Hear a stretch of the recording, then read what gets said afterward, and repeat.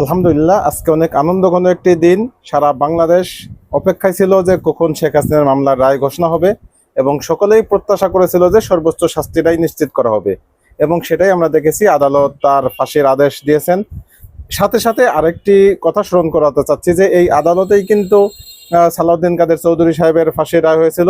তখন সালাউদ্দিন কাদের সাহেব চৌধুরী আদালতের কাছে প্রশ্ন রেখেছিলেন যে মাননীয় আদালত, এই আদালত যেন চালু রাখা হয়, কারণ আমি চাই যে এই আদালতেই শেখ হাসিনার বিচার হবে এবং এখানেই তার ফাঁসির আদেশ করা হবে।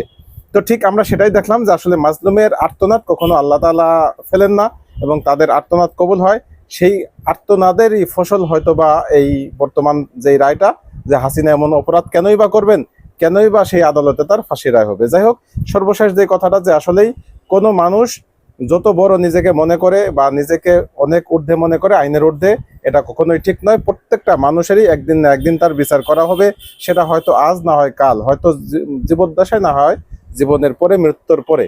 তো এজন্যই প্রত্যেকটা মানুষের এই বিষয় থেকে শিক্ষা করা উচিত, এবং সামনে যে বা যারা ক্ষমতায় আসবেন তাদেরও অনেক বড় ধরনের একটা শিক্ষা রয়েছে, তারাও এই বিষয় থেকে আশা করি শিক্ষা নেবেন।